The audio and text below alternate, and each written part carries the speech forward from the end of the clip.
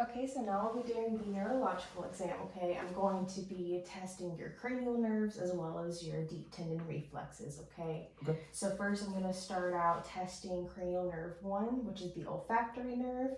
So I'm going to have you close your eyes for me. Okay. And I'm going to have you occlude one nostril. And I'm going to put something underneath your nose and you just breathe in through your nose. Now. Okay. All right, now the other side. All right, and what do you smell? Vanilla. Very good. Okay. So his olfactory nerve is intact. Next, we're going to be testing cranial nerve 2, which is the optic nerve. Okay. So I'm going to have you stand up for me. All right, I'm going to stand about arm's length away from you, and we're going to be doing a peripheral vision test. So I'm going to have you cover up your right eye. Okay. And I'm going to cover up my left eye. And while just staring at my eye, I'm going to throw up numbers in your peripheral vision, and you just tell me what you see, okay? Okay. Okay. 2, 3, 1. All right, now the other eye. 3, 4, 1. Very good. Now I'll be using the Snellen chart to check your vision. Okay. So with you standing about there, Okay. take your glasses off first for me and then cover up one eye. And now tell me what you can read. E. E? Okay. Now do the same thing for the other eye. The smallest letter that you can read. E. Very good. Now put your glasses back on. And then cover up one eye. And now what are the smallest letters you can read? L, T, F, P, H. Very good. Now the other eye. And what is the smallest letter you can read? L, T, F, P, H. Very good. So without his glasses, his vision is at about a 2200. And then with his glasses, he does read with 20/20 vision. Now I'm going to actually take this off. And there's a little text at the bottom. Can you read this text out loud for me? Whole chart 6 feet from eyes in good light. Check eyes separately, bold with and without glasses. Chart based on a visual angle of 1.5. Very good. And his nearsighted vision is also intact because he was able to read that clearly. Okay, now you can sit back down for me. Okay, and now we'll be testing cranial nerves 3, 4, and 6. Okay. So these are your ocular motor, trochlear, and abducens nerves. So what I will be doing is I'm going to be assessing for ptosis, which is the drooping of the eyelids, but none of that is present. Your eyes are wide open and there's no drooping, which is good. I'm going to now be doing the 6 cardinal fields of gaze. You can keep your glasses on or you can take them off, whatever you feel comfortable with. So I'm going to have you stare at the tip of this pin light and I'm going to move it around and you just follow it with your eyes, okay? Don't move your head. So just look straight ahead, stare at the tip of this pin, and I'm going to move it. Don't move your head.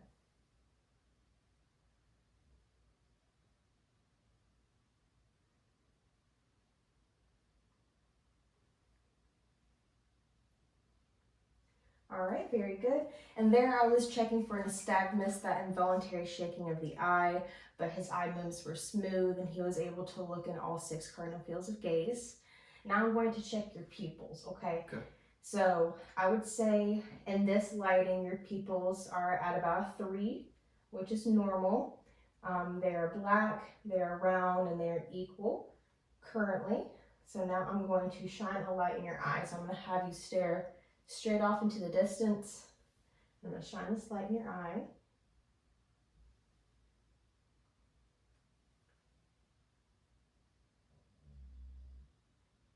All right, very good. So they constricted to light bilaterally and symmetrically. They accommodated to the light, so I would say that he has perla. Next, we will be doing cranial nerve 5, which is trigeminal. So I'm going to have you clench your teeth for me, and I am feeling the masseter muscle and the temporal muscle. And he is able to clench his teeth and have those muscles point out for me, which means that his cranial nerve 5 is intact. Now I'm going to be testing cranial nerve 7, which is the facial nerve. So I'm gonna have you do a few facial expressions for me. Can you smile for me? All right, can you frown? Can you puff out your cheeks? Can you purse your lips? Can you raise your eyebrows? And then close your eyes really tight. All right, and he was able to do all of those facial expressions. They were symmetrical bilaterally. So I would say that his cranial nerve 7, his facial nerve, is intact. Now I'll be testing cranial nerve 8, which is your vestibulocochlear, excuse me. And we'll be doing a whisper test, a Weber test, and a Rhine test, okay? So what I'll be doing is coming up behind you. I'm going to occlude one ear and I'm going to whisper something. And then if you hear what I whisper, repeat that back to me, okay? Okay. Okay. ABC. 1, 2, 3. Very good. Cats and dogs. 5, 6, 7. 5, 6, 7. Very good. And he passed the whisper test. So now I'm going to be doing the Weber test. So I'm going to strike this tuning fork and I'm going to put it right on your forehead. And you tell me whether you hear the sound straight down the middle, more to the left, or more to the right, okay? Okay. Okay.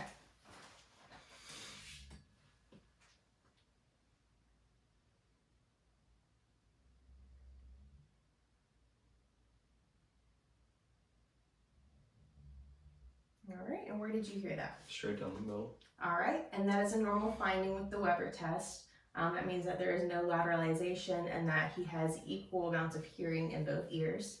So now I'm going to be doing the Rhine test. So I'm going to strike this tuning fork again, and I'm going to put it on the little bone behind your ear, okay? Okay.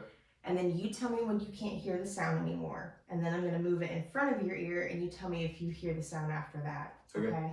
All right.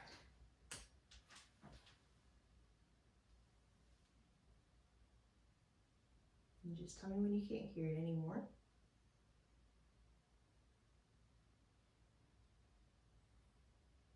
Can't hear it. Okay, do you hear it now? Yes. Okay, so with his right ear, air conduction was greater than bone conduction, which is a normal finding for the Rhine test. Now I'm going to be doing the same thing for the other side, okay?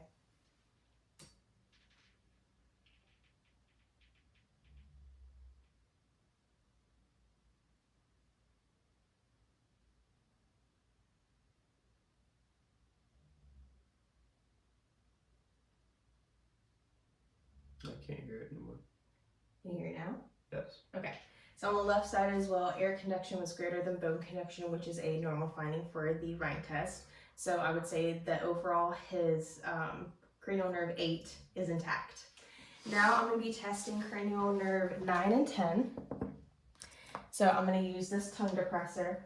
And can you open your mouth and stick out your tongue and say, ah? All right, very good. And I saw his uvula as well as his soft palate rise when he said ah. It did it symmetrically on both sides, which is a normal finding. It's okay.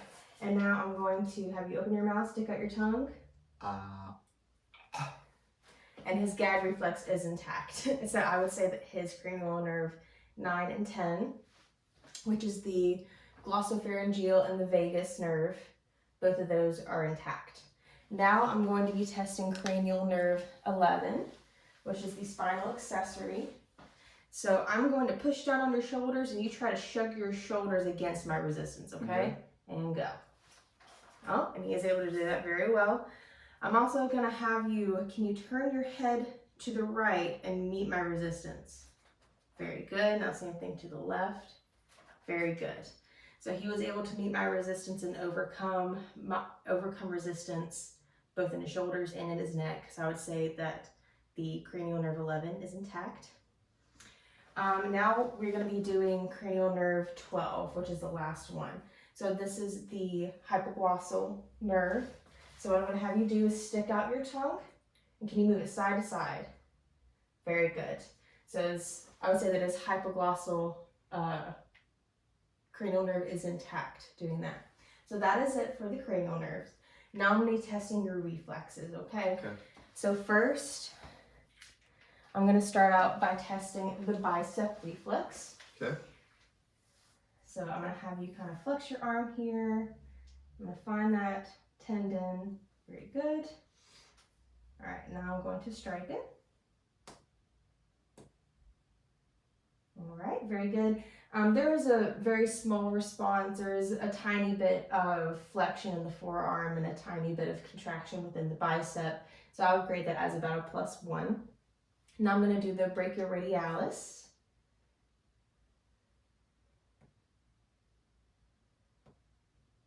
All right, and that was a pretty normal response, pretty strong response. I would grade that as a +2.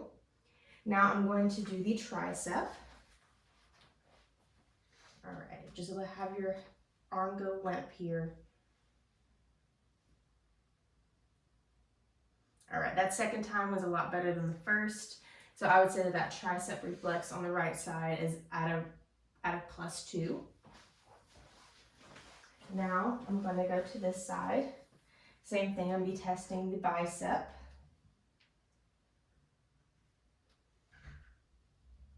All right. Very good. And like I said, same thing for the right side. On the left side, a little bit of flexion in the forearm and a little bit of contraction in the biceps. I would grade that as a +1. Now I'm going to do the brachioradialis on the left side.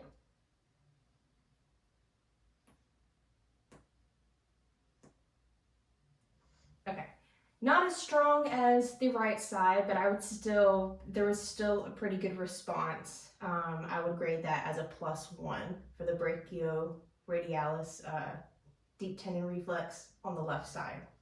So I'm going to do the tricep on the left side now.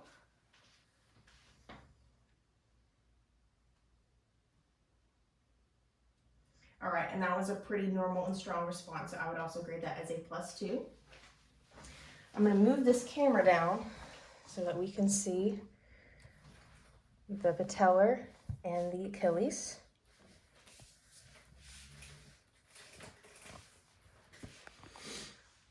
Okay. So we don't have a big enough chair for him to dangle his leg, so he's going to kind of hold his leg up here, and I'm going to help him as well. And we're going to find that notch here. All right. And that was a strong normal response. I would rate the right patellar reflex at a +2. Now I'm going to do the Achilles. I'm going to hold the toes of his foot and strike the Achilles. All right. And he was able to flex his foot down. And I would grade the Achilles deep tendon reflex on the right side as a +2. Now I'm going to move on to the left side. Okay. And here. All right, that second time was a lot better. I'm going to say for the left side, the patellar reflex is at about a +2. It was a strong response. Now I'm going to hold the left foot and strike the Achilles. All right, and that was a strong response as well. It was brisk, and I would grade that as a +2 for the Achilles on the left side. All right, and that's it.